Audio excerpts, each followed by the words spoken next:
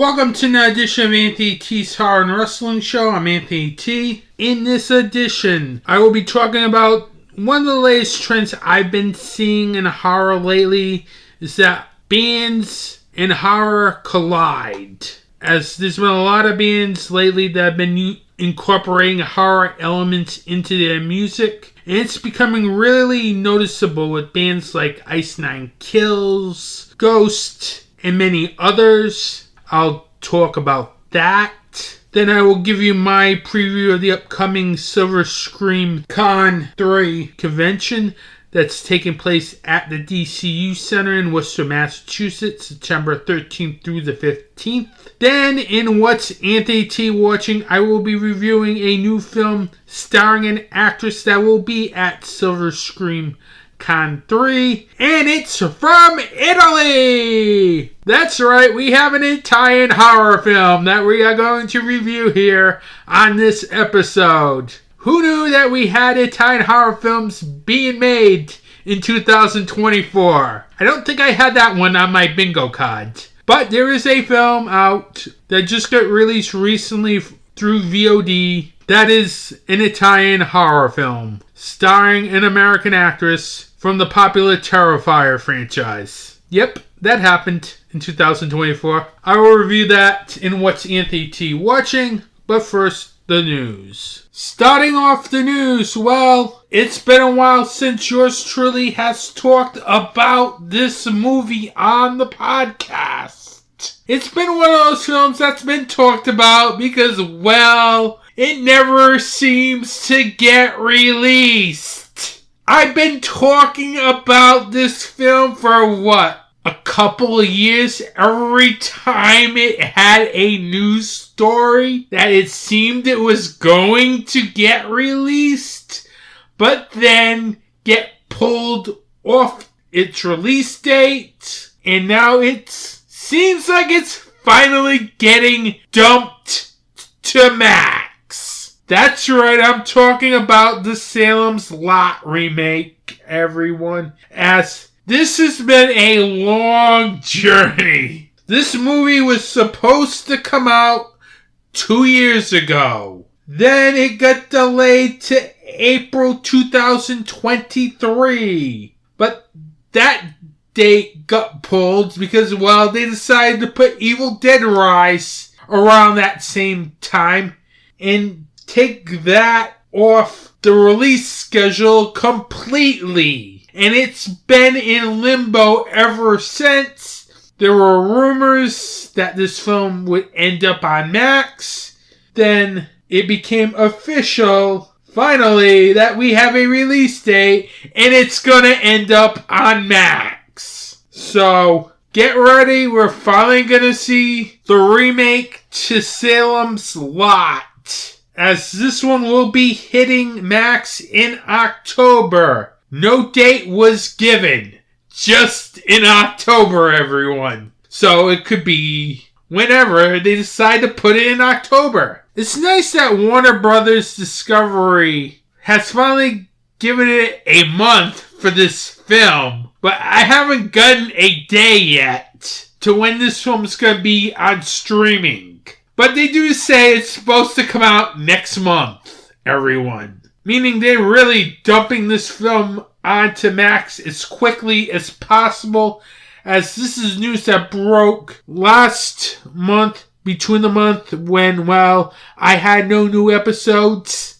My thoughts? Finally, they're putting this to bed. I hope that we see this film on Max next month, because this film keeps changing release dates like it's going out of style, and it was changed to completely off the schedule last time. So I'm really hoping it comes out in October. Seriously. I'm hoping this is the end of this drama of on again, off again release dates for the Salem's Lot remake. Because I really want to see this film for better or worse. Because it's executive produced by James Wan. You know, the guy behind Saw, The Conjuring, Insidious. I don't know why this film took 2 years to finally get some sort of date, whether it was in theaters or on a streaming service,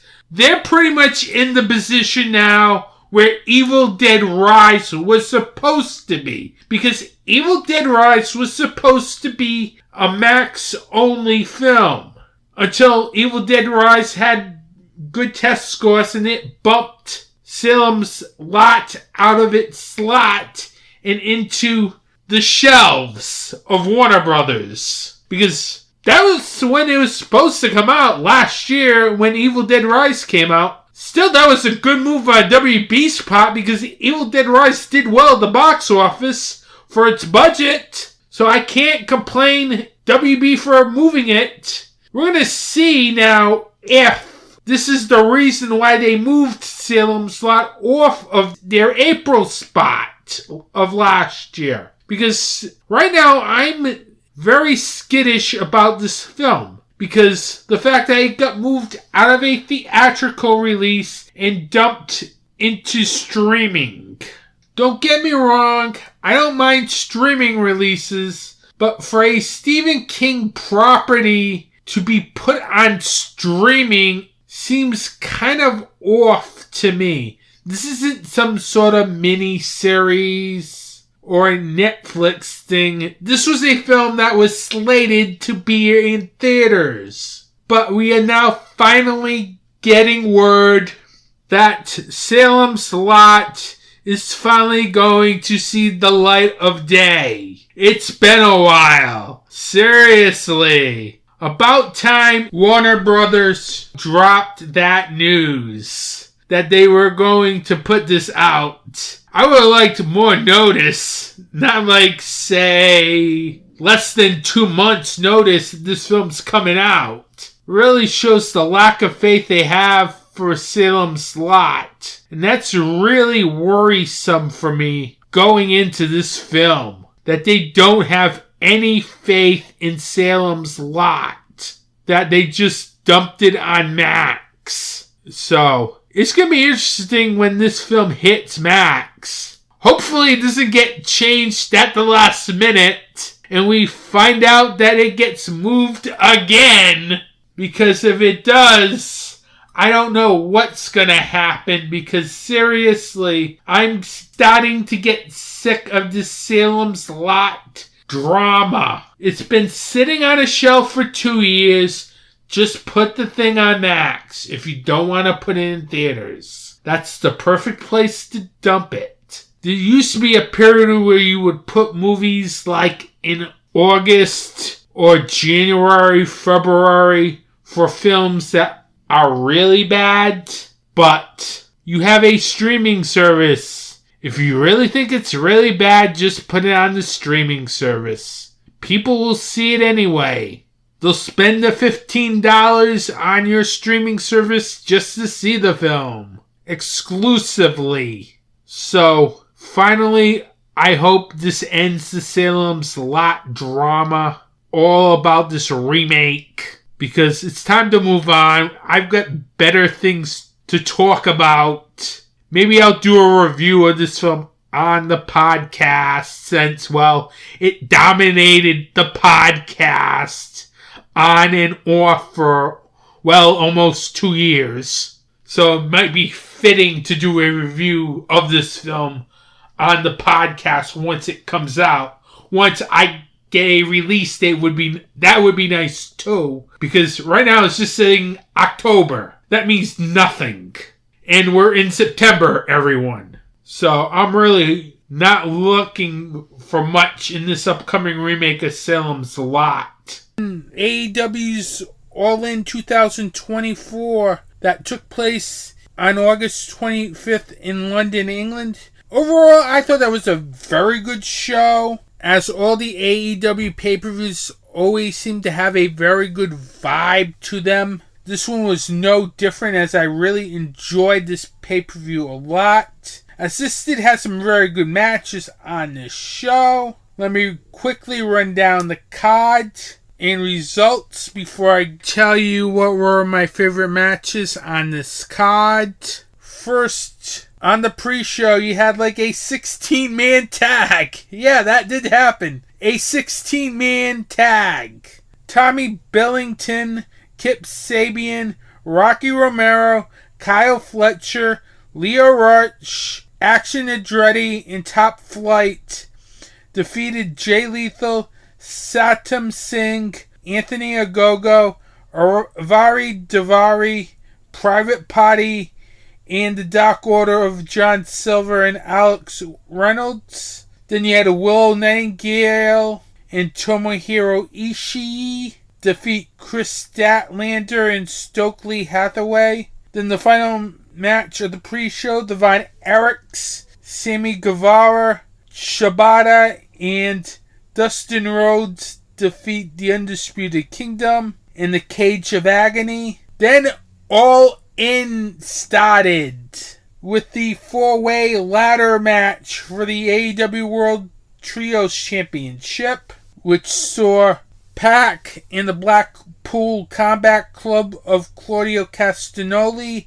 and Wheeler Yuta defeat the Patriarchy, the Bang Bang Gang of Juice Robinson and the Guns, and the House of Black to become the new AEW World Trios Champions. Mariah May defeated Timeless Toni Storm to become the new AEW Women's Champion. Hook defeated Chris Jericho to become the new FTW Champion. The Young Bucks retained the AEW Tag Team titles by defeating FTR and the Acclaimed. Christian Cage won the Casino Gauntlet match, which featured people like the G1 Climax winner Zack Sabre Jr., the AEW debut of Ricochet, and the return to the ring of Nigel McGuinness. That was a good moment to see, as he's been away from the ring for years. But in the end, Christian Cage won by pinning Kyle O'Reilly, meaning he gets a future AEW World Championship match. Will Ospreay defeated MJF to become the new AEW International Champion. Thankfully, they got rid of the American Championship because that was kind of ridiculous, seriously. I hate it when wrestlers rename titles just for their own sake. In that match, also saw the return of Daniel Garcia. Mercedes Moné defeated Britt Baker to retain the TBS Championship. Jack Perry defeated Darby Allin in a coffin match to retain the TNT Championship. And Bryan Danielson defeated Swerve Strickland to become the new AEW World Champion. If I have to choose what were some of the very good matches on this card, I would definitely have to say the Mariah May Toni Storm match was very good. You also had the 4-way ladder match that really did a good job opening the show. You also had MJF versus Will Ospreay, which was just excellent. And of course the main event as well, Bryan Danielson versus Swerve Strickland. As Bryan Danielson's having some of his best matches of his career this year. Seriously. He's just money in the ring.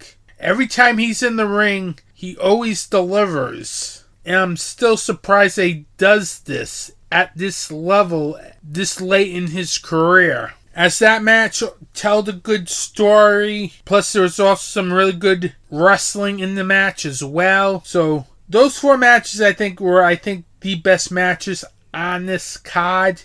There wasn't a bad match on this card at all. So, overall, this was a very good card. I liked it a lot. It was very good. And it was worth checking out. Definitely. Now, there were a lot of news items on this card.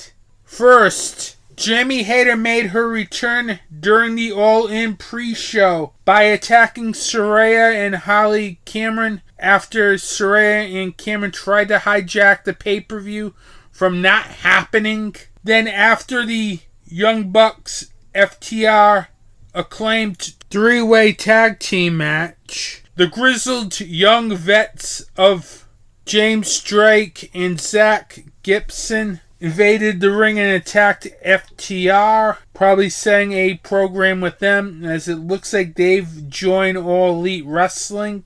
AEW announced a couple of upcoming shows. including Grand Slam Australia coming in February, as the promotion will be making its debut in Australia in that month. And next year they will be going back to London, England in August for AEW New Japan Pro Wrestling presents Forbidden Door. So next year, instead of getting All In, they will be getting the Forbidden Door show. Because in other AEW news, they also recently announced that All In 2025 will be held in Arlington, Texas, at Globe Life Field, home of the Texas Rangers, as they will be holding this event inside a baseball stadium, as this will mark the promotion's first event inside a baseball stadium. That's going to be an interesting event to see how they can draw a major event like this on this magnitude in America. They've been able to draw 80,000 plus for the first All In and 50,000 plus for this All In. It'll be interesting to see how much they draw in America, as I'm not sure how much that venue will hold, but the event is going to take place on July 12th. It'll also mark AEW's first pay-per-view held in July. So that means All In next year will be in July, meaning that we won't have next year having like pay-per-views 2 weeks apart, like we did this time around. By then, they could be premium live events on Max, for all we know. Depends how the TV contract comes out, which I think they're probably going to get a TV contract with Warner Bros. Discovery, because, well, they already got stuff on the Max platform internationally, so that probably means it's going to happen. It has to happen at this point. And with that, that's the news. Every day there's a family struggling with hospital bills to care for their sick child who is fighting an illness. There's a woman who is fighting breast cancer and is having trouble making ends meet while paying for their treatment. And there are burn victims that are going through treatments to heal their deep wounds. There is a charity in the horror community that helps these people. Scares That Care is an organization that helps families deal with the bills for their child. They help women get the treatment they need to fight breast cancer, and they help people who are dealing with severe burns get the help they need to heal. Scares That Care is a 100% volunteer organization and 501c3 nonprofit charity that is dedicated to helping these people in fighting real monsters. To find out more information or to donate to Scares That Care, you can go to www.scaresthatcare.org. Every donation helps Scares That Care fight real monsters. Welcome back. Now, I want to talk a little bit about how horror and heavy metal music have literally pretty much been integrated with each other over the years, because literally, since I'm going to be talking about Silver Scream Con in this episode, I figured it'd be a good time to talk about heavy metal and horror that goes together, or in case bands that blend the horror genre as part of their music. And I've been seeing this literally a lot lately with music artists in the hard rock genre, but basically it's been going for pretty much years, but not to like a degree where I like know more bands now that really incorporate some sort of the horror genre into their music, whether it's in presentation or in their songs or the way their concept albums come out. It seems like it's really becoming some sort of a staple lately. This all I think started about I like to say maybe 5 years ago with Ice Nine Kills, where I really first discovered the whole horror and hard rock concept that can really gel together very well, as they really put out a great album called The Silver Scream, and it really was an entertaining album. But when I sat to think about it, as I was thinking about this topic that I wanted to talk about this episode, I've actually seen this before. You've seen it with Kiss, with all the face paint and their act. You've seen it with Alice Cooper and some of his songs. You've also seen it back in the 90s too. There was a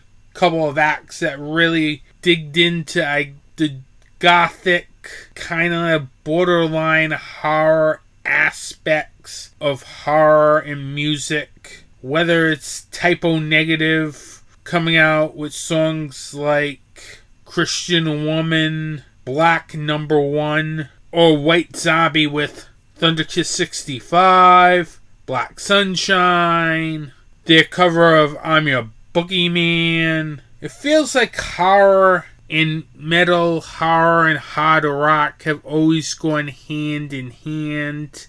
But lately it seems like it's been really kind of imploding a bit. Sure, you first have Ice Nine Kills with The Silver Scream and their follow-up album Welcome to Horrorwood that really continues this cinematic type horror / concept album about their love for the horror genre and how most of their songs are based off of horror classics. But Ice Nine Kills is, I think, one of the main reasons why I started getting into this whole horror / hard rock subgenre music, because literally the songs are just great. Welcome to Horrorwood, as they have songs like The Shower Scene, Hip to Be Scared, Rainy Day, Funeral Derangements,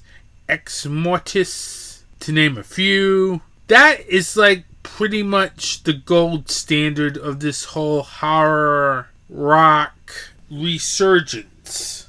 And you've got a lot of other bands that are embracing it in presentation and in music. Look at another really big band called Ghost. I first was turned on to this band through Halloween Kills, where they had the song Hunter's Moon. Really dug that song. Loved their other singles from their Emperor album, Call Me Little Sunshine and Spillways. And it's like literally, that's what really started turning me on to some of their back catalog too. Plus, I saw that concert movie recently, Right Here, Right Now, which is really a very great concert film. I like how it blurs between concert movie and actual movie, because literally that movie is pretty much half concert movie, half based on the websodes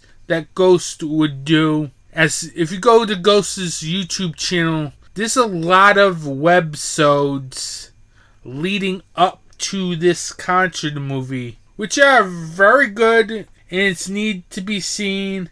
It is just very entertaining. Pretty much highlights the whole Impera album. Plus, I really dig the whole presentation of the lead singer of the band as well. Plus, there are like some elements in their music as well that dive into horror and dark themes as well. But if you have a chance, definitely check out Right Here, Right Now.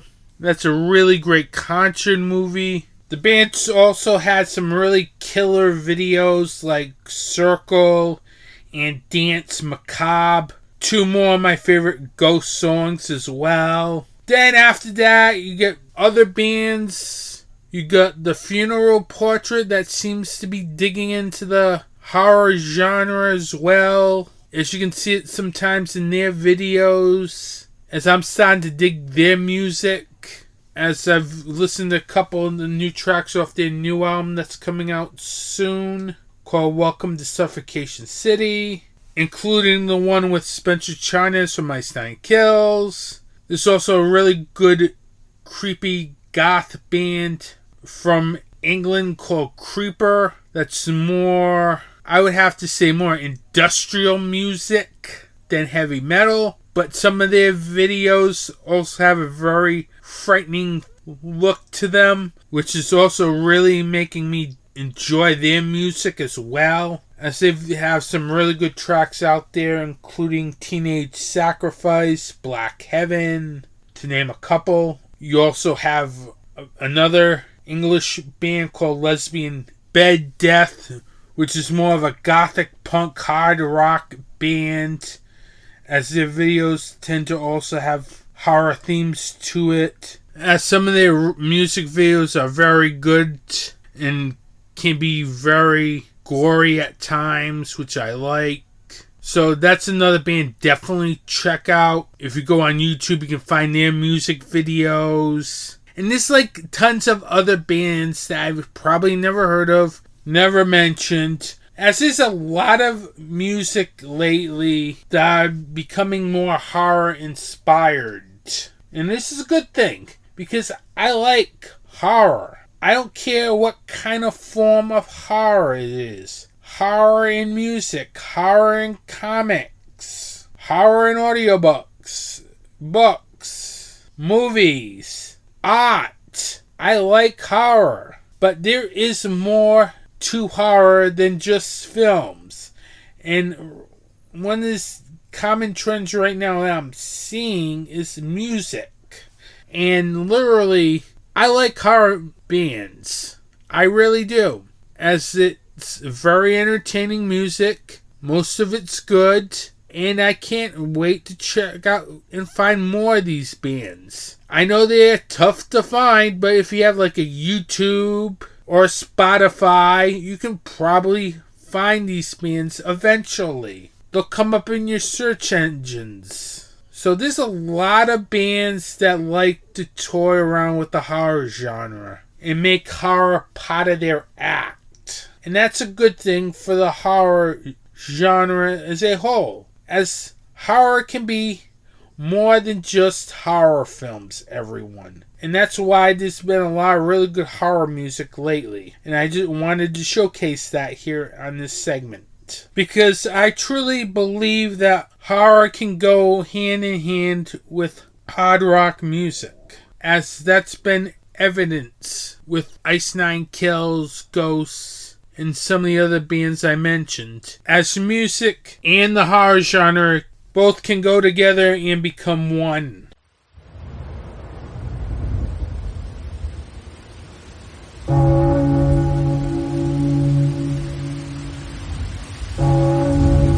Welcome to Dark Discussions, your place for the discussion of horror film, fiction, and all that's fantastic. A weekly podcast where the discussion is about the most recent horror and genre films. Intelligent talk on a genre that deserves intelligence. A conversation between co-hosts discussing not only the films, but also the connotation that the directors and screenwriters are trying to articulate. When you want more than a review, listen to Dark Discussions. And speaking of perception, there's just one more scene I want to talk about, which is after Caleb discovers that Kyoto's a robot. Kyoto kind of peels off her skin, showing him what's underneath. Now, wait a minute. I know where you're going with this, but tell me you weren't already thinking this 15 minutes earlier in the film. Exactly what he's thinking at that moment. Which is he's a robot too. Oh, I considered the possibility. Right, and that's what I like, is the fact that the writers were smart enough to know that this is what the audience would be thinking. We've all seen Blade Runner. Right, exactly. www.darkdiscussions.com, wherever podcasts are found.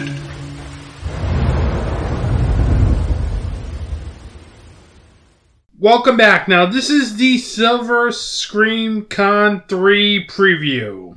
As you might know, I've been literally excited for this convention, as this is the first time horror returns to Worcester, Massachusetts, and the DCU Center, as there has not been a horror convention there since 2019. 2018 when it was like the last Rock and Shock, and it was usually a venue where Rock and Shock would always run this show. So you have that.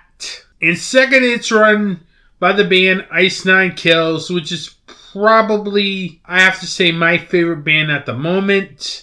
Mostly because of the horror ties and everything. But it's just, I enjoy their music a lot. And I've been wanting Silver Scream Con to come to Worcester, Massachusetts. Because I always have seen that con to be a better fit for that area. Because, well, with Ice Nine Kills being so popular, it would be a good area for the convention. I really think it would be.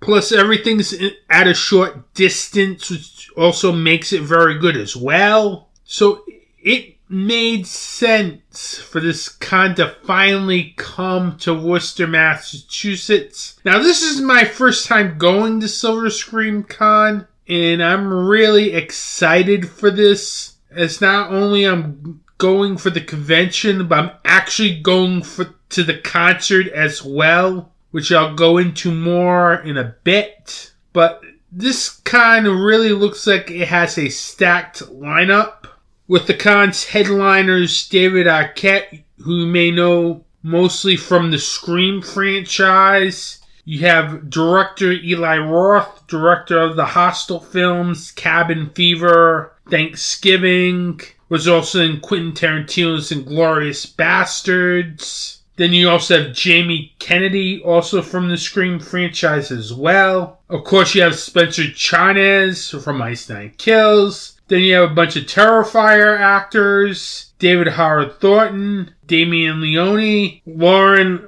LaVera, Amy McLean, Elliot Fulham. This is all from like Terrifier 2. Then you got Halloween 1978 with Nick Castle, PJ Souls, and John Michael Graham coming to Silver Scream Con. And yes, the screen used Halloween 1978 Dr. Loomis station wagon will be there all weekend. I've already talked about it in a prior episode, so there's no need to continue talking more about it. You also have Devon Sawa from Final Destination, Idle Hands, Eldon Henson from Idle Hands. You have Quinn Lord from Trick or Treat, stuntman Lee Waddle from Scream and Scream 2, Sean S. Cunningham, director of Friday the 13th and producer of the franchise, Ari Lehman, First Jason, Warren Gillette, Jason in Friday the 13th Part 2, Derek Mears in the Friday the 13th remake. They got more Halloween guests. You have James Jude Courtney from David Gordon Green's Halloween trilogy. You have Danielle Harris from Rob Zombie's Halloween and Halloween 4 and 5. You have Scout Taylor Compton from Rob Zombie's Halloween 1 and 2. Plus Welcome to Horrorwood. And if that guest list isn't enough, we have more. Paul Soder, Eric Stolhansky, both from Super Troopers, Club Dread, Shawnee Smith from the Saw franchise, The Stand, The Blob remake, Bonnie Aarons from the Nun franchise, Conjuring 2, Sierra Vincent from Cabin Fever, Jordan Ladd from Cabin Fever, Club Dread, and Quentin Tarantino's Death Proof, Linnea Quigley from Return of the Living Dead, Night of the Demons, Silent Night, Deadly Night, and 10 million other films.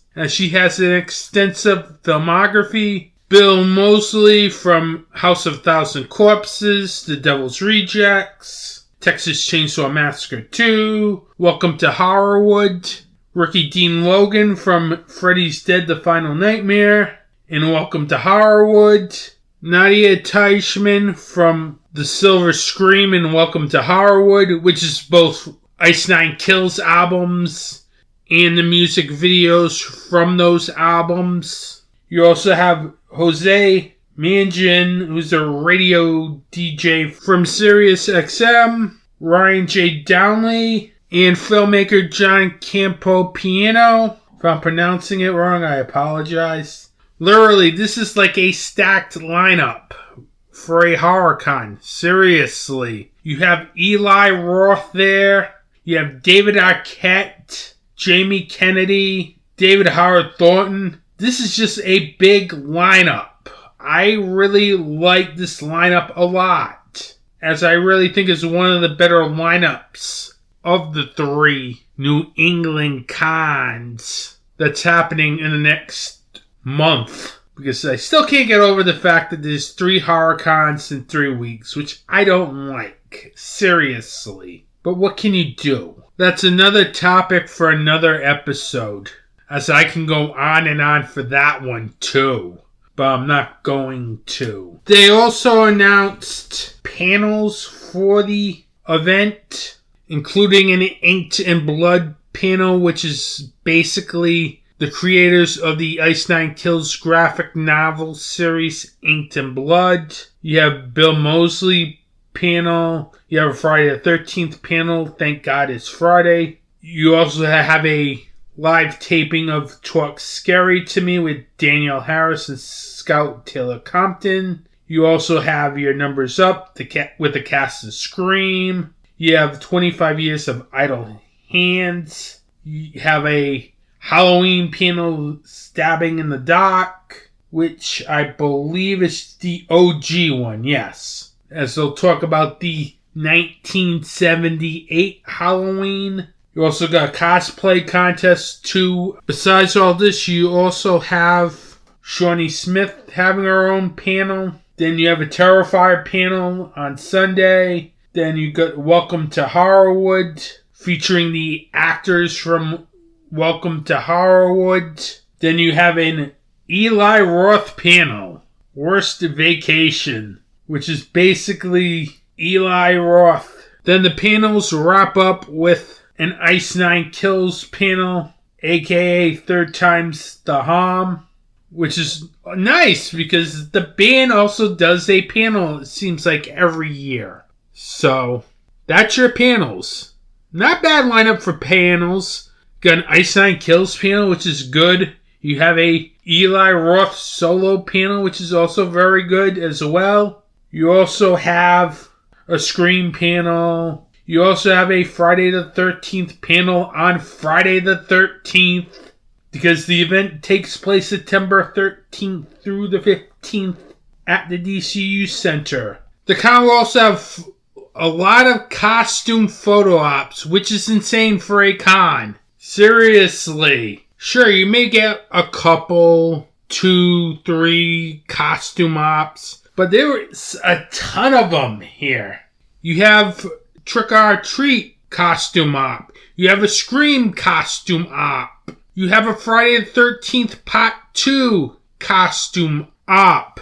You have the guests from Broken Lizards doing costume ops for Beer Fest, Club Dread, and Super Troopers. There are a lot of costume ops here at this convention. So this is, I think, what I think sets this con apart from many cons, as just tons of costume ops. There is a good amount of them here at Silver Scream Con, which sets it apart from other horror cons here in the southern New England area, which is like more than what you'd usually see at a regular horror con for sure. Usually you see maybe 1 or 2 or 3, but this is like a lot, which is insane. You have a lot of people doing costume ops at this con, so it's amazing, seriously. So if you're into costume ops, this is definitely a con to go to, because you have costume ops, like I stress, again, from Friday the 13th Part 2, Scream, Halloween 4, forgot to mention that one, Terrifier 2, which 3 of the actors from that film are doing costume ops. So there are a ton of costume ops at this convention. If you're into costume photo ops, this is definitely a convention for you to go. Seriously. So I'm probably going to do a couple costume photo ops. That's a definite. Even Ice 9 Kills is doing some sort of photo op, too, on the Sunday of the convention. Which I'm definitely doing, obviously. Have to get that one in. Seriously. So this is definitely worth going out of your way to go to the Worcester area that weekend. And if that wasn't enough, now the concert. I'm talking about the main concert here. That's taking place September 14th at the Worcester Palladium outdoors. Now, I can't wait to attend this event because, A, I don't go to concerts, first of all. I'm not a big concert goer. In fact, I almost didn't go to this concert because, well, it has to do with the August hiatus, too. Because I literally had to take a break in August due to burnout plus surgery. And I didn't think I was going to have the money for the concert, but I managed to get the money for the concert. So that's happening, and I'm going there. Now, this has a very good lineup, including first Jason, Ari Lehman's band, TX2, Avatar, and the headliners In This Moment and Ice 9 Kills. They're pretty much bringing their Kiss of Death tour to the Palladium outdoors. I don't know if that was the original plan, but I'm kind of happy they're bringing this tour to Silver Scream Con because it kind of makes sense to bring this tour to Silver Scream Con if this is the conclusion of this tour. So I really can't wait for that night too. I'm going to probably be wasted by the end of Sunday, that's for sure. Because literally I am one of those people that goes to bed early. I probably will not be going to bed early that weekend at all. In fact, I'm going to probably be drinking a lot of coffee, probably a lot of Dunkin' and that stuff. Because it's going to be a fun weekend. I can feel it. Silver Scream Con will be happening September 13th through the 15th at the DCU Center in Worcester, Massachusetts. If you're a horror convention fan, definitely check this convention up as this has a killer lineup. Plus, the music looks like it's going to be good too. For the latest updates on Silver Scream Con, you can go to silverscreamcon.com for the latest news on that convention. If you want to find out the latest news for Anthony T's Horror and Wrestling Show, you can follow the podcast on the Slasher app, Facebook, and Instagram at Anthony T's Horror and Wrestling. You can also listen to the podcast on Apple Podcasts, Spotify, Pandora, DocDiscussions.com, and the Film IK Media YouTube channel at youtube.com/FilmIKMedia.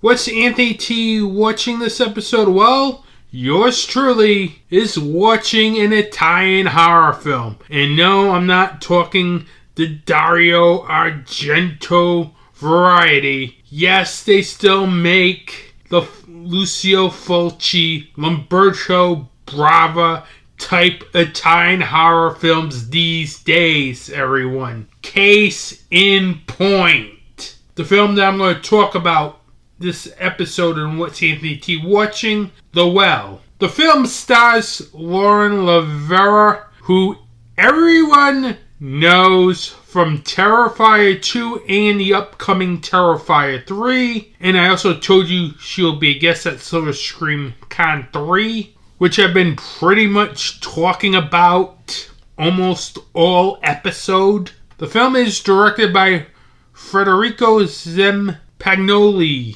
And when I first saw the trailer for this film, I really thought to myself, this film really has this vibe of an old school Italian horror film. It had very good looking creatures. The trailer also looked like it was going to be one of those supernatural horror films that's going to feel like something that came out of the 70s and 80s. So there was a lot of selling points for me to see this film. To the point that I really had to go to Apple TV to see this film. Because literally no other streaming service has this film. Just Apple TV at the moment. And that will be another topic for another time, because if you're going to stream a film, have it on all streaming platforms, not one. Then I have to go crazy trying to find the platform, even though I have an account with Apple. But still, I don't like the fact that this is playing on one streaming platform.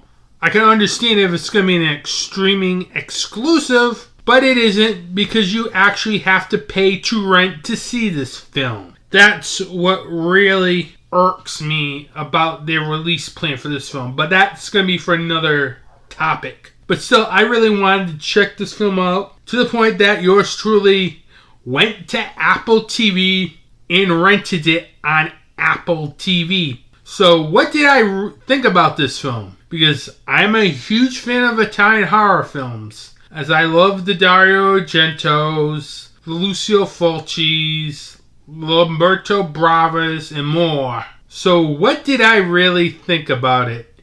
And who knew that we were still making these types of Italian horror films in 2024? As I did not have a gruesome Italian horror film that I really want to see on my horror bingo card this year. So what did I think about this film? Well, I really enjoyed the well. I think this is a very good Italian horror film. Seriously, this was a very good film. It's very gory.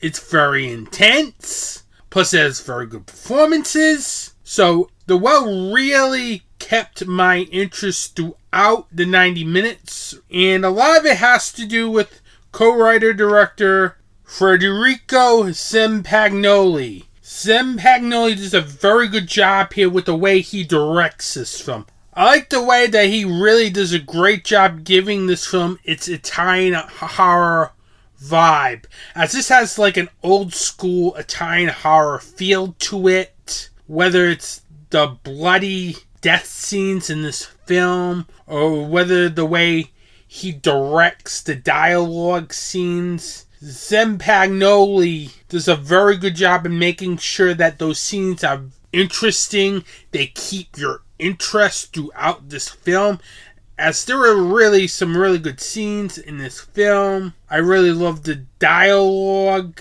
scenes. Sometimes in Italian horror films, the dialogue scenes tend to literally take you out of the film, but this film, it does not at all. It's a credit to his direction and the way he handles his cast, especially his two leads in this film, Lauren Rivera and Claudia Girovini, as both of those actresses in this film were very good in this film. I thought both of those actresses did a very good job in the way they handled their characters in this film, especially the times when both of them are on screen with each other, as those scenes were interesting. They made sure that they kept the dialogue moving, which is important because you need performances to also go with the action, and the performances here were very good. Sempagnoli makes sure that they are on par with all the action and gore in this film. And speaking of the gore, I really like the gore a lot in this film. It has some very good gore effects, some very good kill scenes, some very grotesque moments, as it had stuff that you would see in a typical Lucio Fulci film, including some bizarre moments, creatures or dreams, creepy child, slow burn type of story, ripping of the eye, limb decapitation, stuff you would normally see in a Lucio Fulci film. You can see in this film. The screenplay was also very good. I liked the screenplay as well. I thought the screenplay does a very good job having a dreadful and gothic tone throughout this film. I like how the writers in this film do a very good job in making sure that the tone just gives this dreary gothic feel to it throughout, as it really added dread and allowed some of the gory moments in this film to work so well. I also like the fact that it does a very good job setting up everything, whether it's the supernatural aspects of the film or the kill scenes in the film.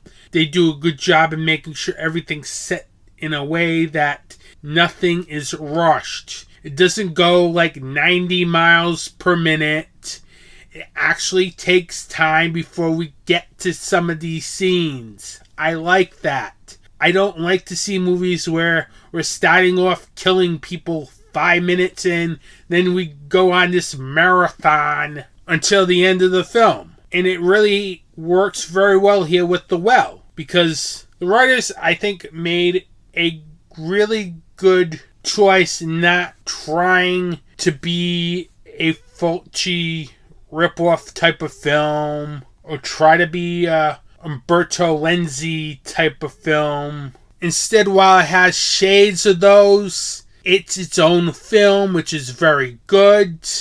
And I really enjoyed this film a lot. I really highly recommend you try to seek out The Well, as it has great lead performances, gory death scenes, intense story that will leave you shocked. As The Well is a very well executed Italian horror film that could have easily come out of the golden age of Italian horror, as this is one of those Italian horror films that really works on all levels. Definitely seek this film out when you have a chance, as it's slowly rolling on various VOD platforms, as The Well is definitely a horror film that needs to be seen by horror fans alike. 5 stars. On the Film Arcade Media YouTube channel, you can catch my review of Fuzz on the Lens Productions' latest film, Stream, as I watched the film during its limited theatrical run that is up on the YouTube channel. The film, featuring David Howard Thornton and Danielle Harris, who will both be at Silver Scream Con September 13th through the 15th at the DCU Center. Next episode, I'll give you my thoughts on Silver Scream Con, and I'll have some other things as well to talk about. With that, I want to thank you for listening to this podcast. If you like this podcast, don't forget to subscribe to this podcast on Apple Podcasts, Spotify, Pandora, and the Film Arcade Media YouTube channel at youtube.com/Film Arcade Media. With that, I want to thank you for listening to this podcast. Have a good day. Support indie wrestling and support indie horror.